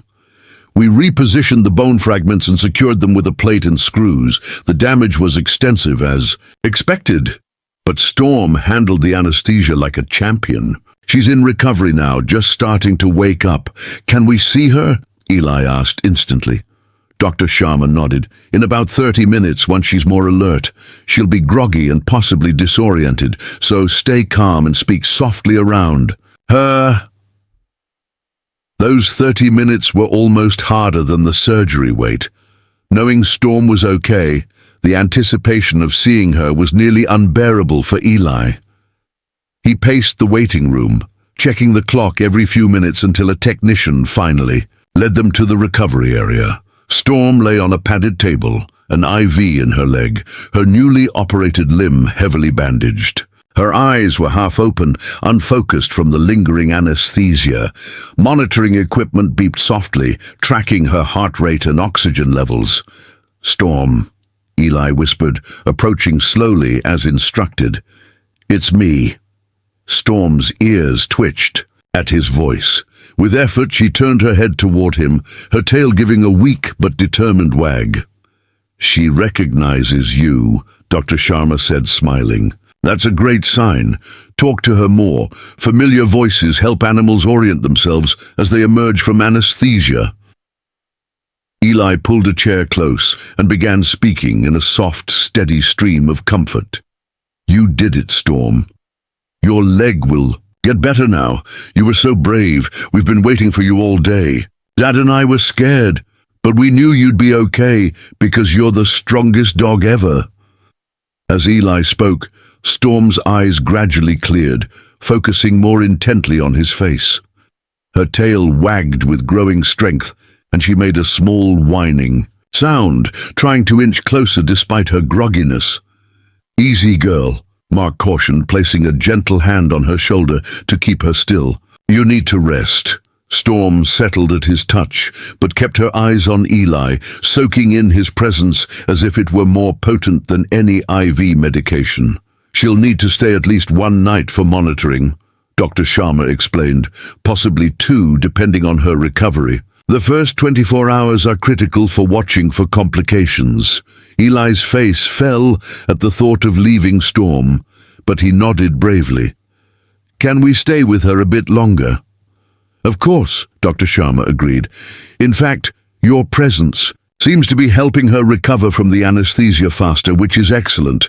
They stayed with Storm for over an hour, until her eyes were fully alert and she could take a few sips of water from a small bowl held by the technician. Though clearly in pain despite the medication, her spirit seemed strong, especially when Eli spoke or stroked her head.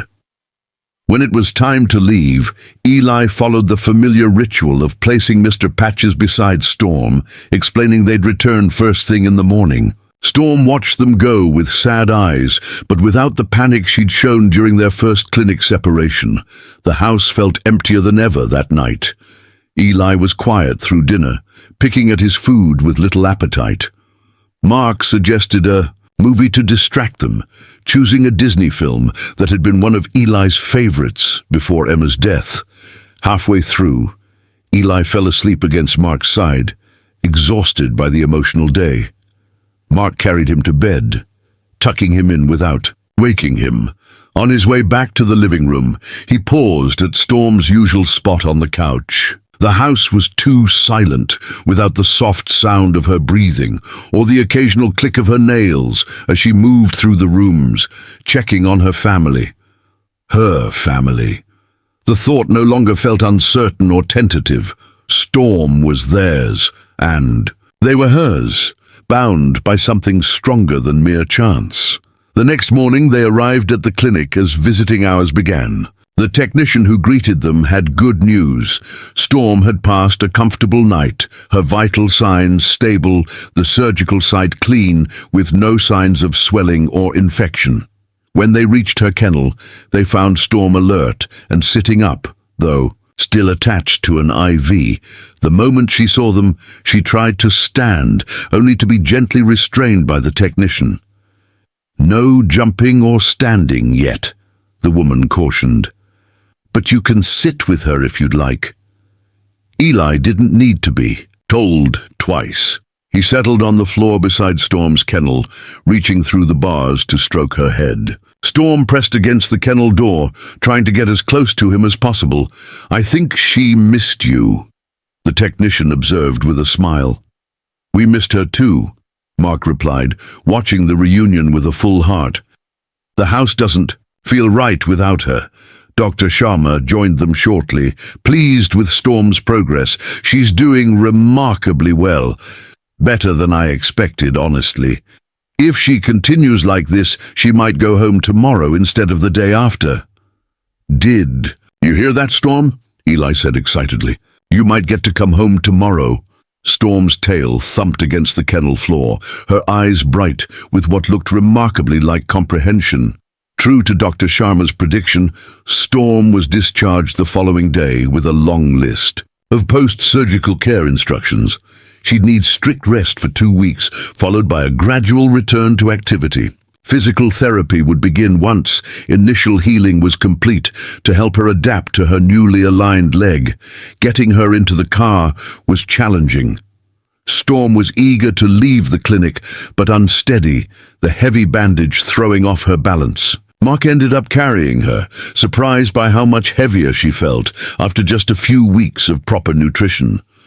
At home, they had prepared a comfortable recovery space in the living room, allowing Storm to be part of family activities without navigating.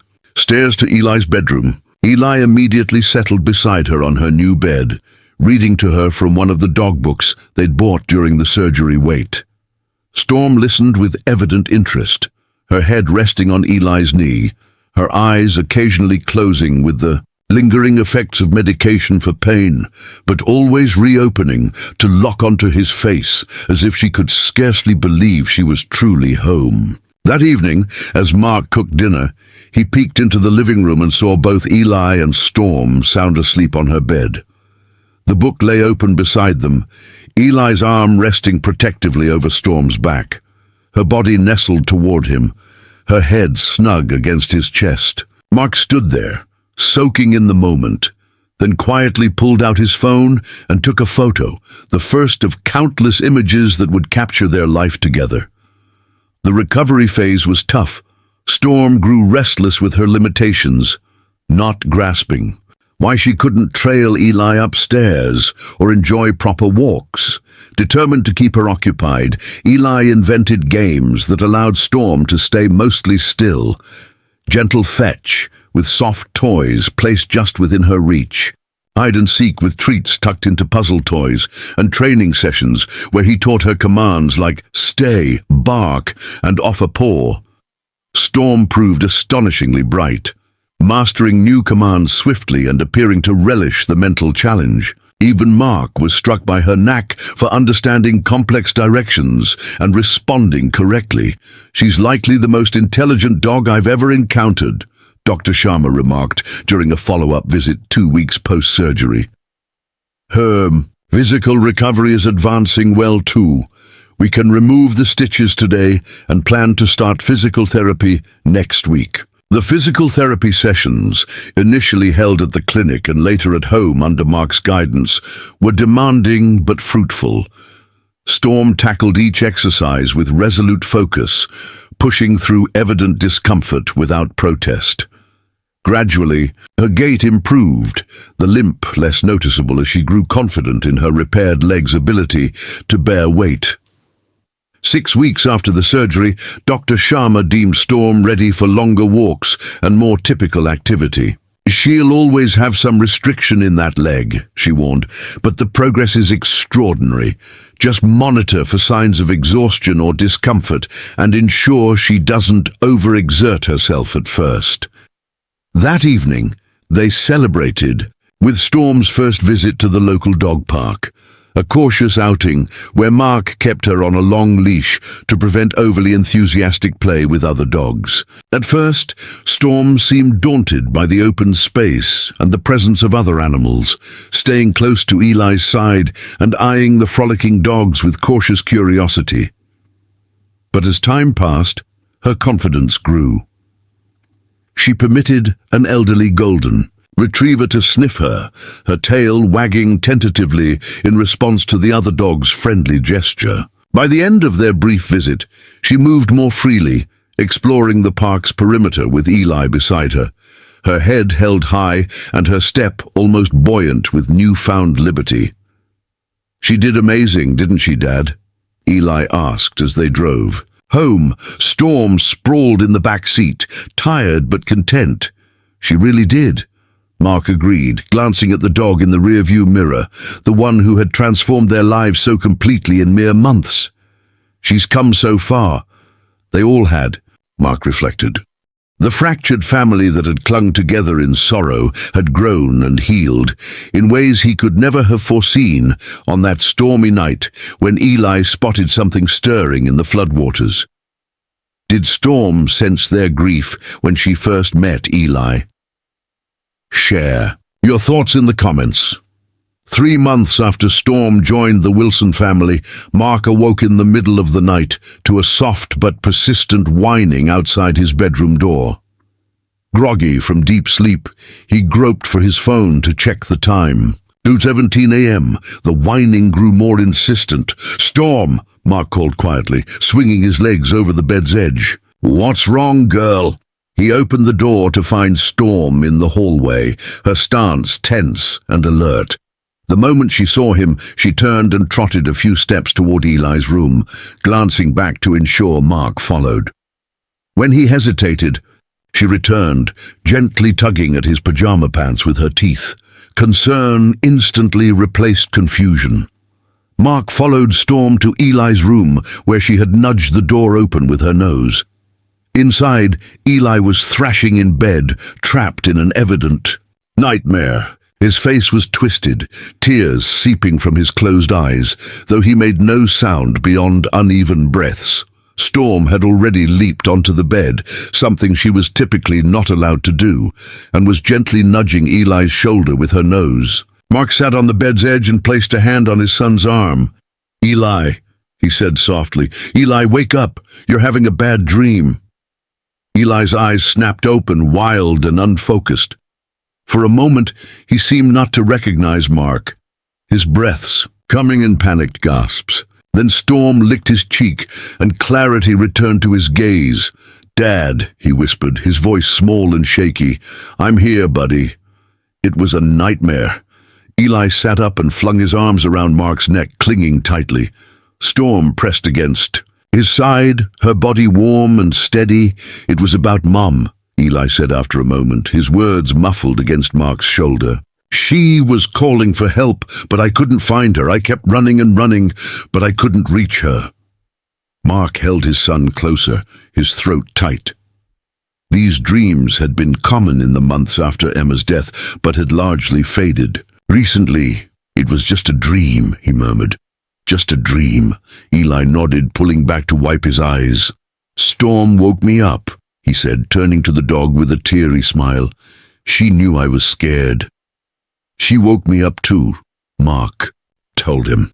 She came to get me because she knew you needed help. Eli's eyes widened.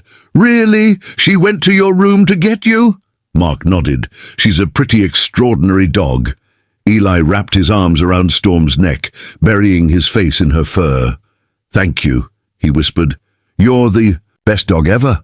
With Mark's permission, Storm stayed on Eli's bed for the rest of the night. From the doorway, Mark watched as his son drifted back to sleep, one arm draped over Storm's back, his breathing aligned with the steady rise and fall of the dog's ribs.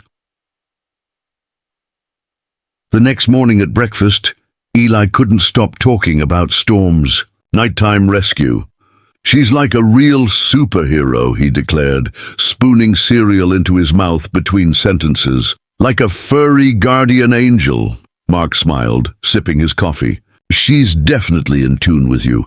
Dr. Sharma mentioned that some dogs can detect changes in a person's breathing, or even sense chemical shifts when someone's upset or scared. Or maybe she just loves me and knows when I need her. Eli said matter-of-factly. Mark couldn't argue with that simple truth. I think you're right, buddy. That evening, Mark checked his email and found a message from the construction company's office manager. The subject read, Security Alert, Unknown Vehicle. The note described a suspicious sedan spotted near the construction site over the past 2 days, its driver seemingly observing workers and taking photos. Likely just a competitor scoping our project, the email concluded, but stay vigilant and report concerns. Mark didn't think much of it until the next afternoon, when he noticed an unfamiliar dark sedan parked across the street from their house as he returned from picking Eli up from school. The car was empty, but something about it sent a chill down his spine.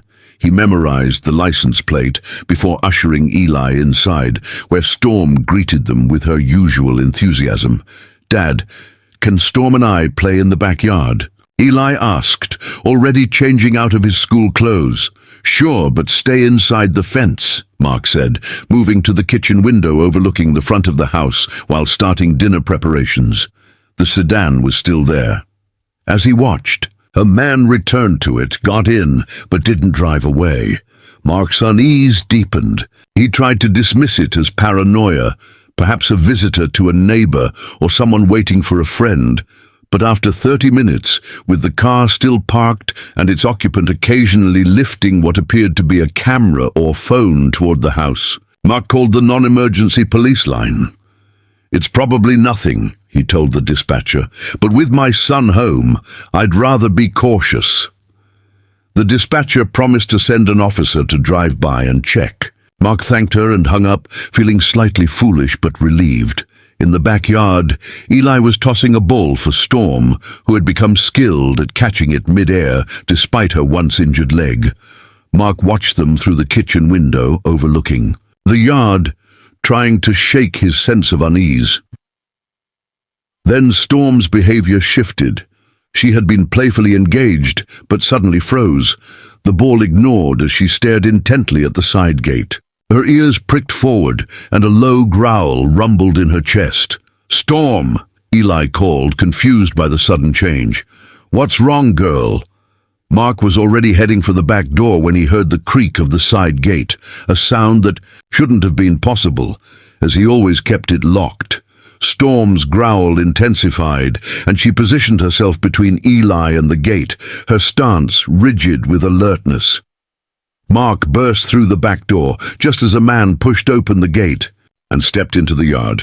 He was tall and heavy-set, dressed in dark clothes with a baseball cap pulled low over his face. When he saw Mark, he paused, clearly not expecting an adult. Can I help you? Mark demanded, moving quickly to Eli's side.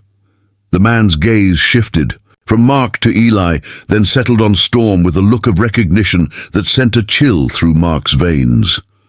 That's my dog, the man said, his voice cold and flat.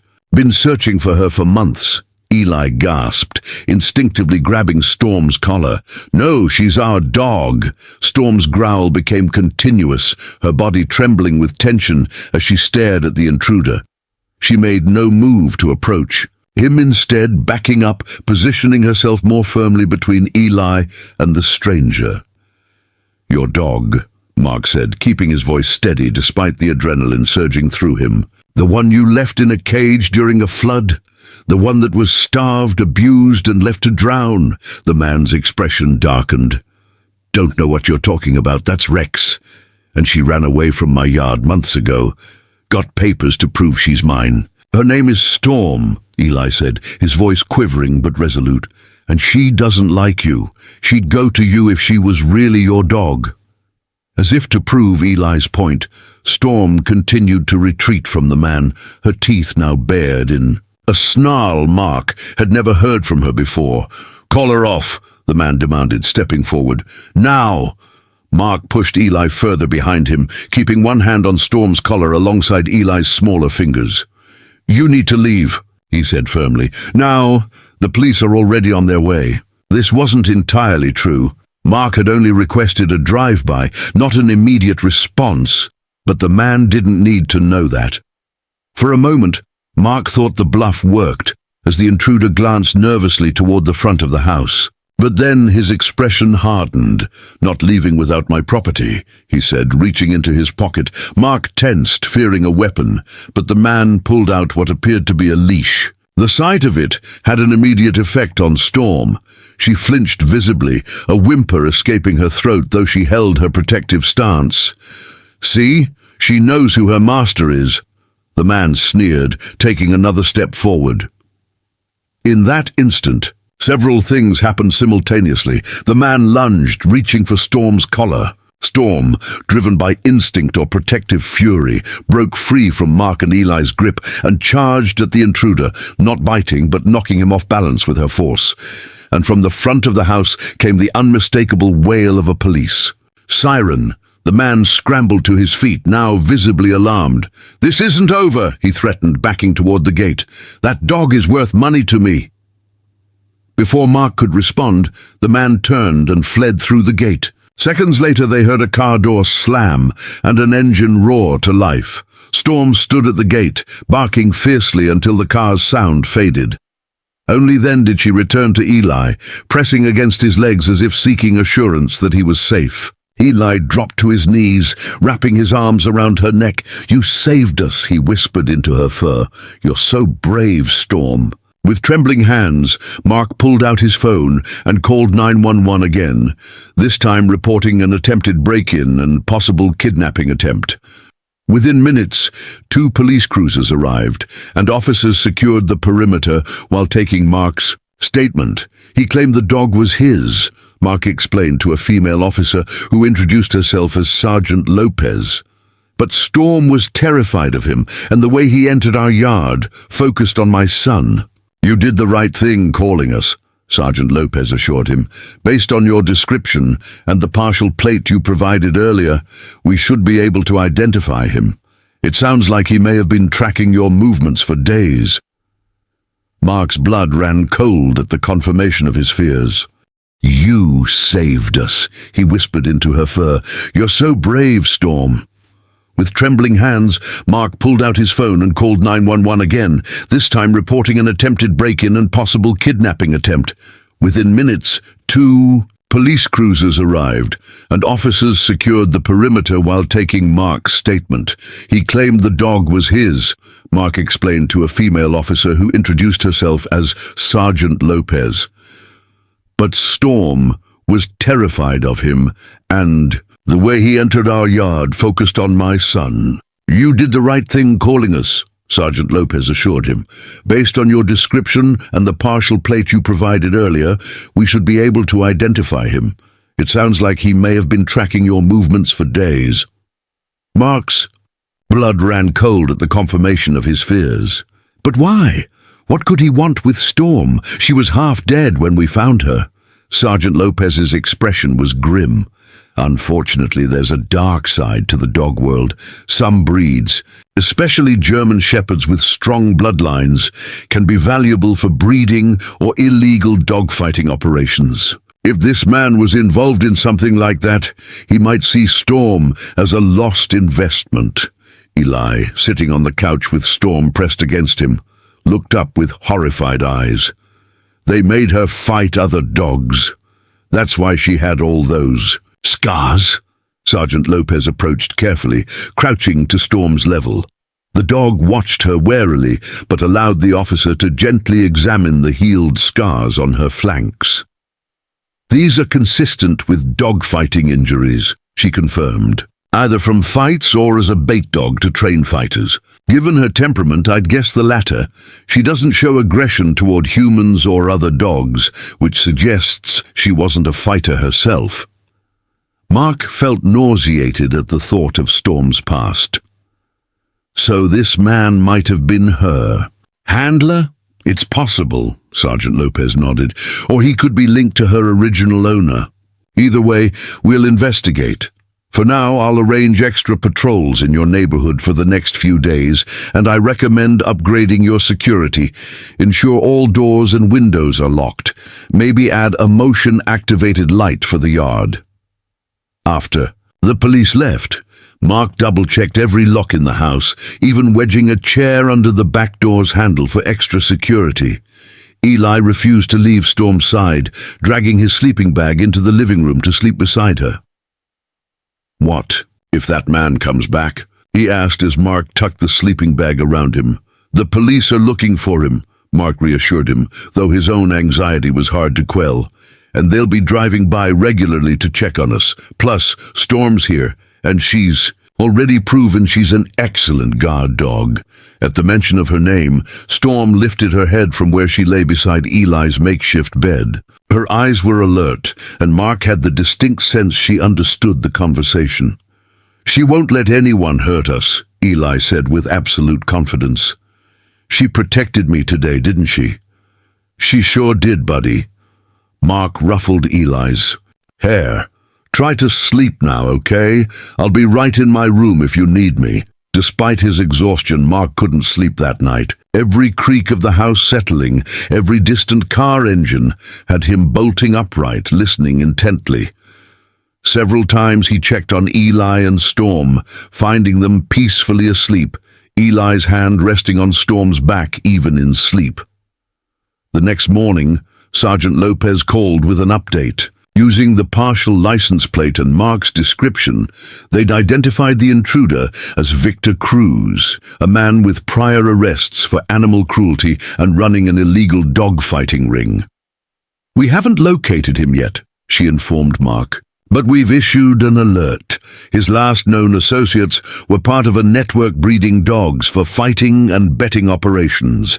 Given Storm's breed and condition when you found her, it's likely she escaped or was discarded from such an operation." Mark thanked her, a new concern forming. Could he try to claim her legally? He mentioned having papers. "Unlikely," Sergeant Lopez assured him.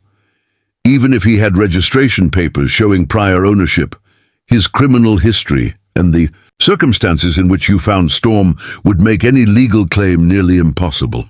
Plus, you formally adopted her through proper channels with documented evidence of her condition.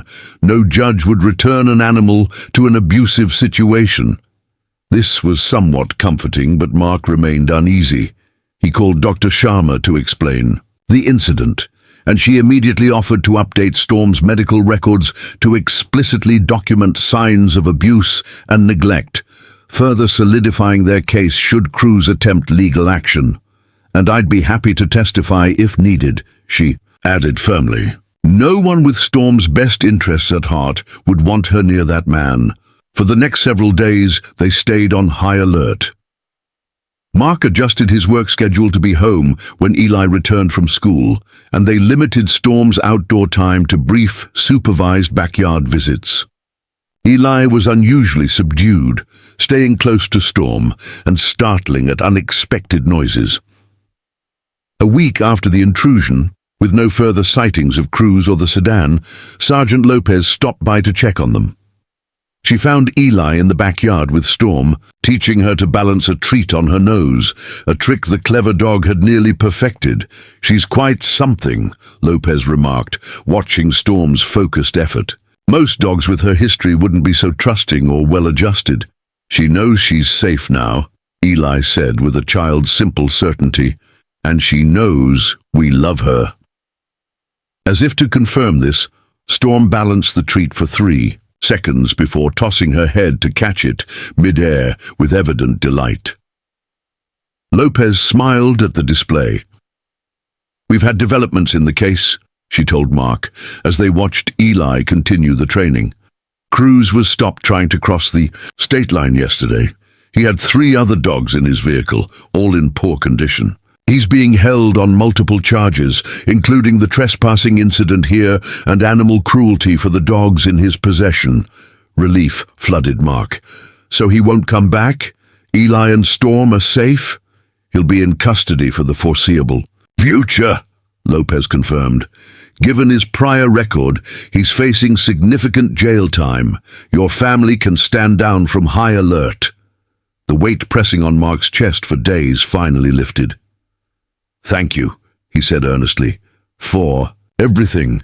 That evening they celebrated the good news with pizza and ice cream. Storm got a special treat, a new chew toy, and a small serving of plain grilled chicken Mark prepared just for her.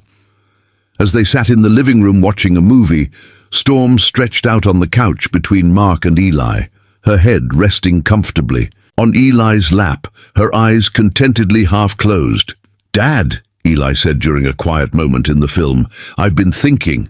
Storm saved us from that bad man. She's like a real hero." Mark smiled. "She certainly is. She's very protective of you." "Not just me," Eli corrected. "Both of us. Our whole family. She loves us."